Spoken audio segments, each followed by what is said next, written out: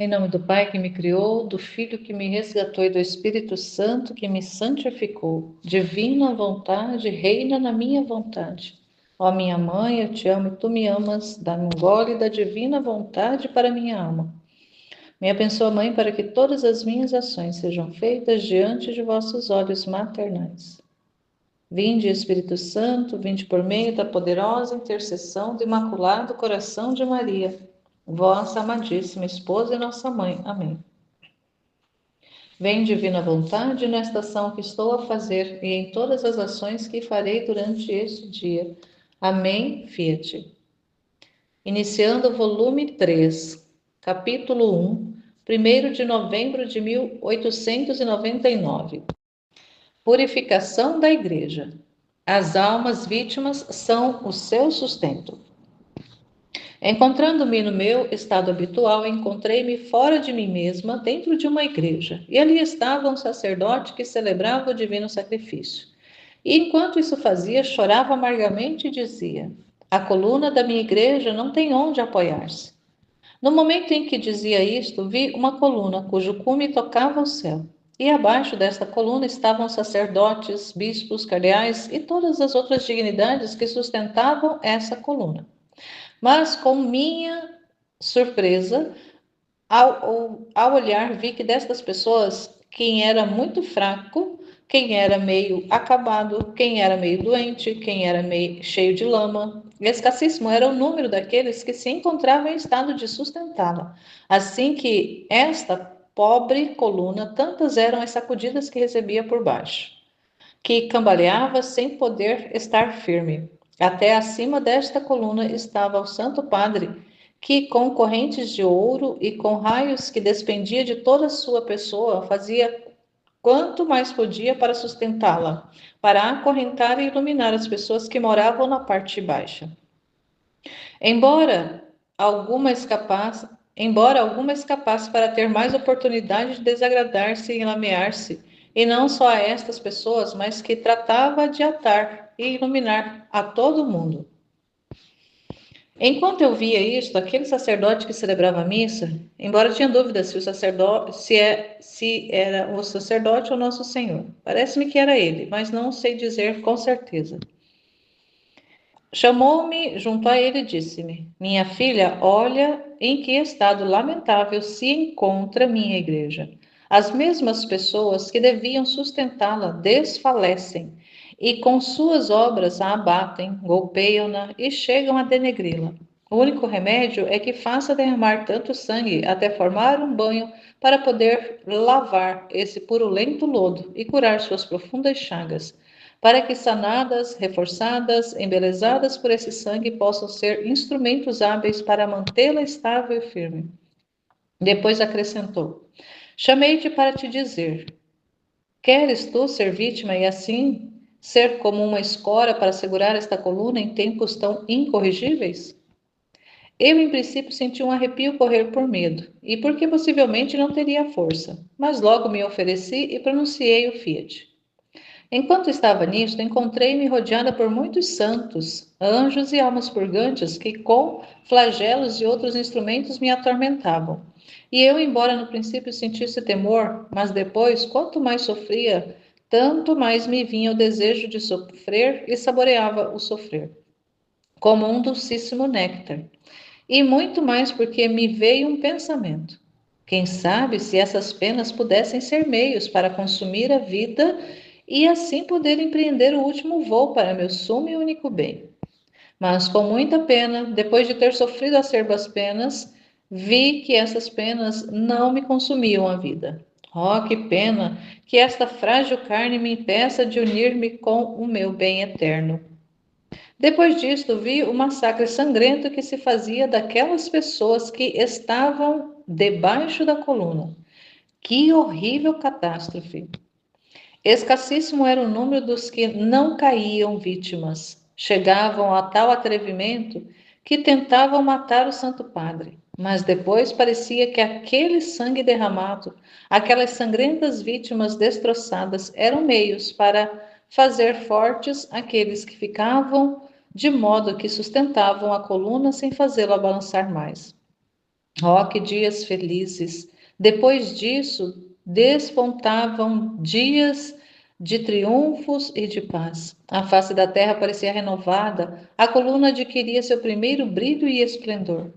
Ó dias felizes, de longe eu vos saúdo, pois tanta glória dareis à igreja e tanta honra a Deus, que é sua cabeça. Hum, É um trecho bem de uma visão. Ela tem aqui uma visão, não está muito clara aqui, mas como no título fala da purificação da igreja e que as almas vítimas, assim como a Luísa, são sustento da igreja, e o Senhor fala em trechos do livro do céu que se não houvessem mais almas vítimas, ele já teria destruído o mundo. São as almas vítimas, essas que recebem a quem o Senhor compartilha as suas penas, as suas dores, as ofensas que ele recebe, toda essa realidade de pecados dos seres humanos, ele compartilha com almas vítimas, descarrega um pouco nelas e por isso pode abrandar aos castigos e também porque nessas, as almas que são almas vítimas, é o próprio Cristo sofredor, é o próprio Cristo na paixão que está nelas, sofrendo nelas.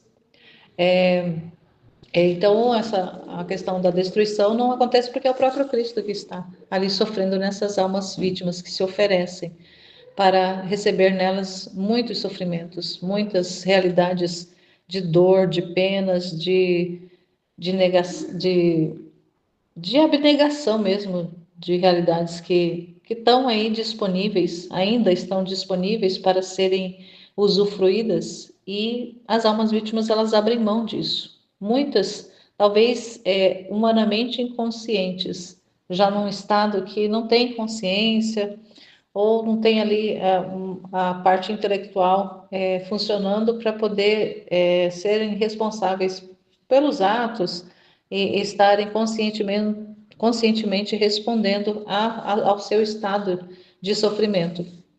Mas, como também o Senhor fala no livro do céu, que uma alma vítima, mesmo que ela esteja inconsciente do sofrimento, do estado em que ela está, mas ela deu permissão para passar por aquela realidade de sofrimento. A alma deu permissão para Deus, embora a alma não tenha essa consciência, não tenha nem sequer essa realidade presente, por causa que muitas almas vítimas são até mesmo deficientes intelectuais, com deficiência intelectual, ou de uma forma tão restringida que nem podem falar, não podem mais se comunicar, mas que estão ali, num sofrimento, num padecimento horroroso.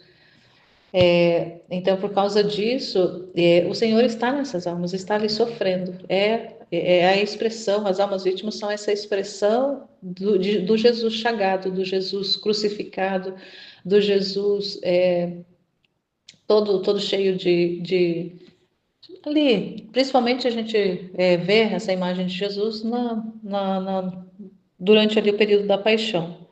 Mas em vários momentos ele vai falar dessa realidade de sofrimentos e de ofensas. E como a vida dele toda foi uma consumação na vontade do Pai, na vontade divina, ele é o modelo, ele é o exemplo, ele é a referência de todas as almas vítimas. Ele é a alma vítima por excelência.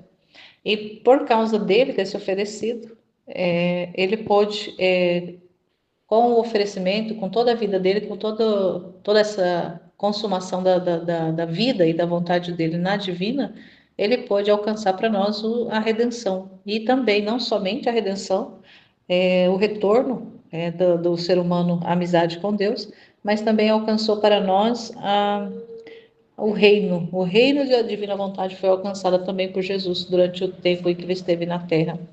A sua vida sobre a terra também foi para alcançar, para conquistar o reino de novo, que havia sido perdido lá no Éden, lá em Adão.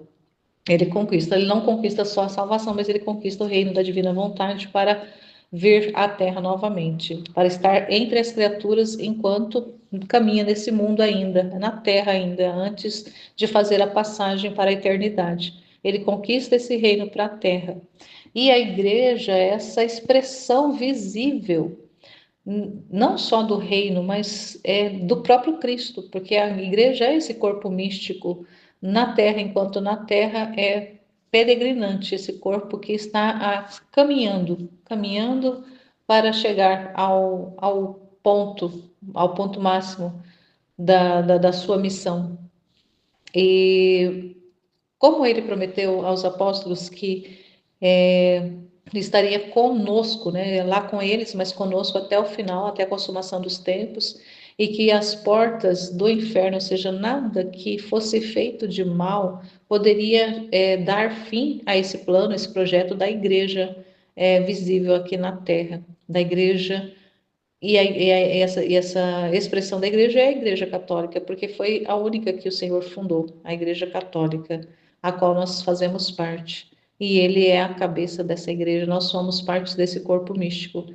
Mas nessa visão que a Luísa tem, e também nesse desabafo desse sacerdote que está celebrando o Santo Sacrifício, e ela fica ali meio na dúvida, será que era Jesus ou não? Mas para ela só não tinha certeza, mas para ela era Jesus, que desabafava, chorava amargamente e dizia para ela: a coluna da minha igreja não tem onde apoiar-se, a coluna da igreja, quer dizer, ali o que sustenta a igreja, porque o que sustenta a igreja na terra, que o corpo místico está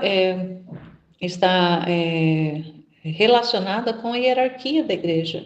Porque imagina se a igreja, se o Senhor não tivesse ali estabelecido Pedro e depois os apóstolos ali na Quinta-feira Santa, instituída a Eucaristia, para estar conosco, sustentando a nossa alma no percurso rumo à eternidade, não tivesse instituído ali o sacerdócio, foi ali que ele instituiu o sacerdócio, os discípulos ali, inclusive o Judas, eles foram ordenados sacerdotes. Jesus é o sumo sacerdote, mas os discípulos foram ordenados sacerdotes dessa igreja que estava ali fundamentada, iniciada ali em Pedro.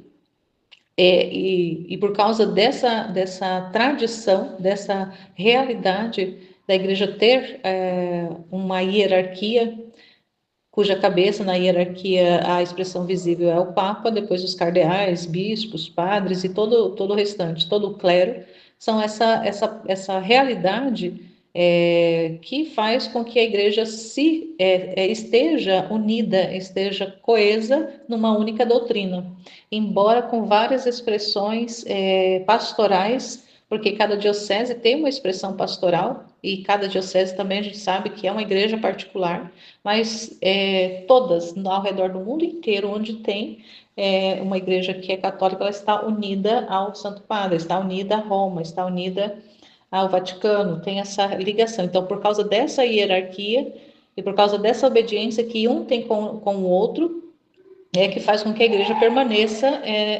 uma realidade sobrenatural, uma realidade de ser ali essa expressão da comunicação também, quando o Senhor fala que o que ligardes na terra será ligado no céu e o que desligardes da terra será desligado no céu, toda a realidade doutrinária daquilo que a igreja, sob a orientação do Espírito Santo, vai estabelecendo, e não somente para que a hierarquia siga e obedeça, cumpra, mas que ensine ao povo no geral.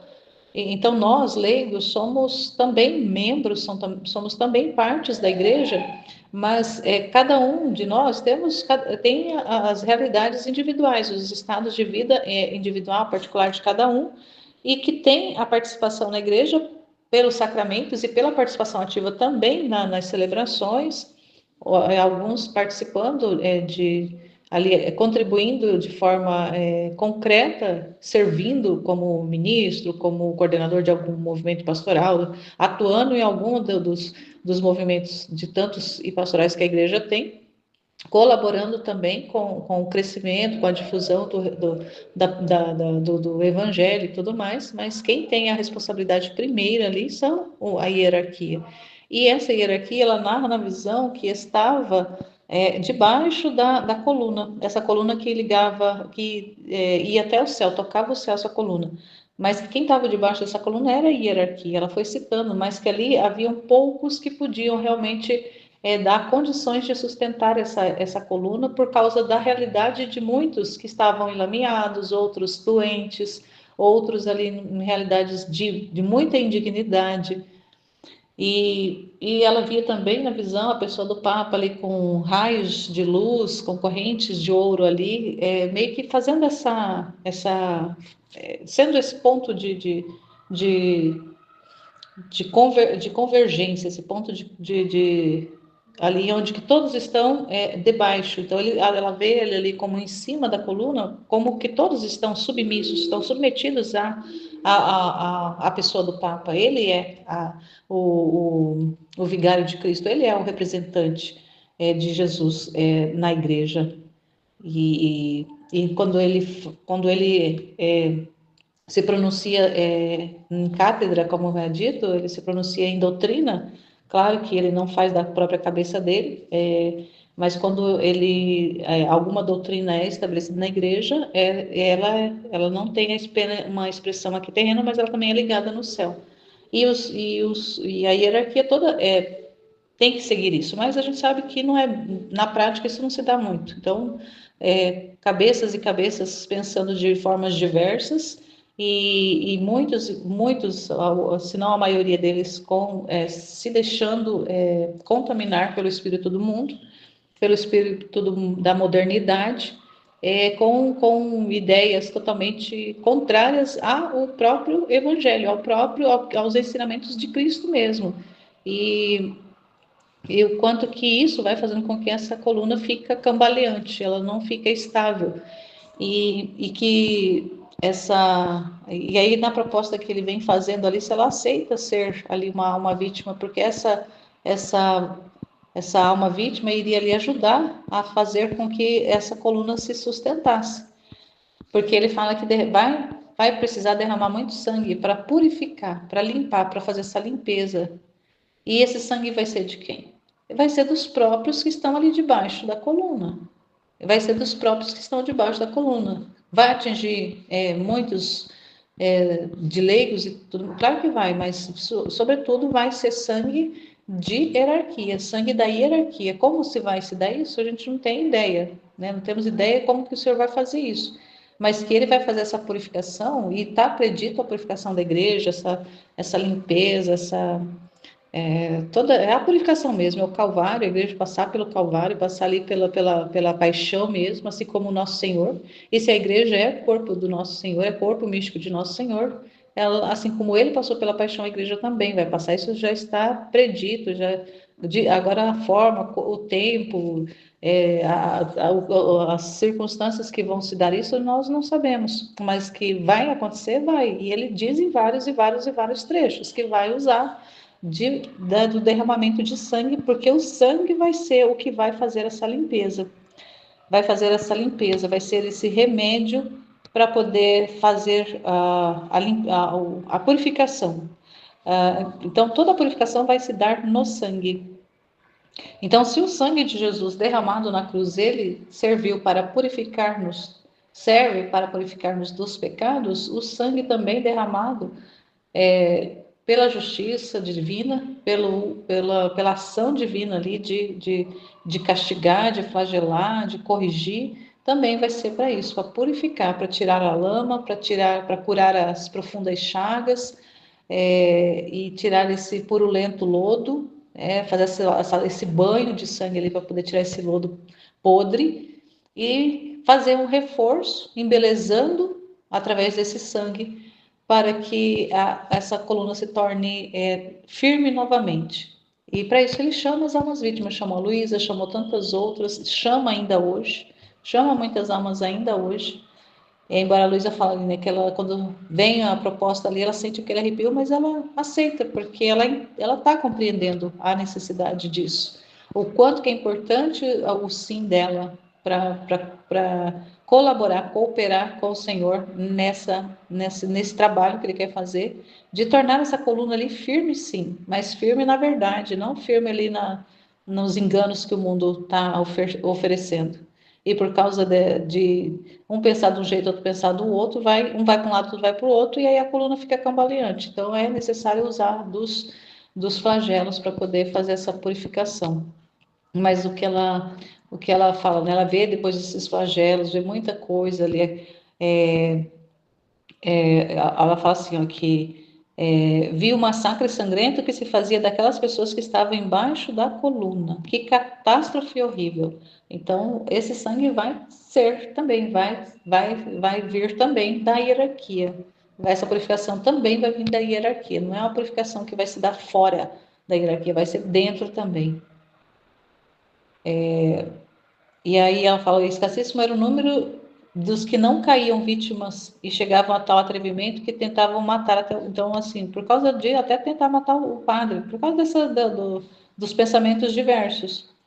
E aquele sangue que ia sendo derramado e fazendo essas vítimas também, ia fazendo a limpeza, a purificação e depois fazer com que a coluna não balançasse mais, com que ela ficasse firme. E a visão que ela tinha depois disso era de um período feliz, um tempo de paz, um tempo de glória, e por isso, né, que ela ficou ali também concordando e se felicitando também por causa desse tempo que viria depois. Esse renovo, essa coluna ali, ela adquiriria, não apenas ficaria estável, ficaria firme, mas ela iria ali adquirindo um brilho e um esplendor. Então a gente espera, não sabemos também quando, mas a gente espera pela era da paz, pela era da divina vontade, ali do estabelecimento de forma concreta, palpável e real do reinado da divina vontade no meio das criaturas. Embora já esteja acontecendo em algumas almas, mas é tudo muito interior.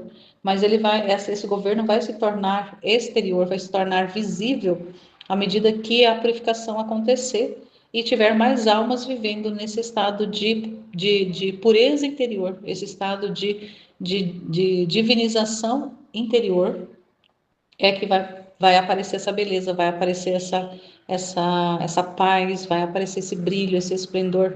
E isso se vai dar dentro da igreja. Não vai ter mais igrejas N, Y, Z, de todo tipo por aí afora. Vai ter uma única igreja, por causa também daquilo que o senhor fala. É um único pastor, um só rebanho. Haverá esse tempo de um único rebanho e um único pastor. Mas, diferente do que muitas pessoas acham que Jesus virá já nesse tempo reinar de forma visível, ele virá pessoalmente, visivelmente, gloriosamente, reinar no meio das criaturas como visível. Isso, a princípio, não vai acontecer. É um governo, é um operar, é um estar mesmo na Terra, mas dentro das almas, no interior dessas almas. É um governo nas almas mesmo, esse governo espiritual, essa era de vida, de uma era de paz, mas onde o Senhor vai reinar plenamente dentro das almas, no interior das pessoas. O Senhor só virá mesmo no julgamento final, quando tiver o final ali, chegando no final do mundo mesmo, final não dos tempos, mas o final de tudo mesmo, na finalização, na consumação dos tempos, ali na consumação de toda essa realidade material, e aonde apenas o espiritual existirá, mas até lá esse governo vai ser dentro das almas, é interior. E à medida que a gente vai compreendendo, que a gente vai estudando, vai lendo, e essas verdades vão se abrindo, vão se revelando, vai dando uma quietude para o nosso coração de não ficar desesperado de ver as notícias que vão chegando, as realidades também dentro da própria igreja, o conclave aí para acontecer essa semana, para iniciar. Essa semana já, inclusive, a gente já pode ter um novo Papa, a gente não sabe, pode demorar, mas pode ser de um dia para o outro, e pode modificar os rumos da igreja, como pode modificar para o lado bom, mas pode piorar. Então a gente também não sabe, mas uma coisa a gente sabe, que é Deus que está no comando, é Deus que está no controle, é Deus que está no governo de tudo. Embora os homens estejam por aí esperneando, querendo fazer do jeito que quer as coisas, querendo colocar a sua vontade ali para operar, mas aí, em cima da vontade humana, Deus vai operar, Deus vai governar, Deus vai reinar e ele vai estabelecer a verdade, vai estabelecer aquilo que ele realmente quer em cima da vontade do homem. E a gente vai amando tudo que Deus vai fazendo, porque a gente vai compreendendo que tudo que Deus faz é bom, independente se a aparência não seja boa, mas se Ele está fazendo é bom. E a gente dá amém, Fiat, para o Senhor, faça, Senhor, do jeito que o Senhor quiser, porque a gente sabe que a forma que o Senhor faz é a melhor que pode existir. O Senhor não faz de qualquer jeito, o Senhor faz da melhor forma. Então faça, Senhor, faça a tua vontade. Reinar sobre a terra, faça a tua vontade acontecer na terra, faça a sua vontade acontecer na igreja, faça a sua vontade acontecer nas nossas almas. Amém, Fiat.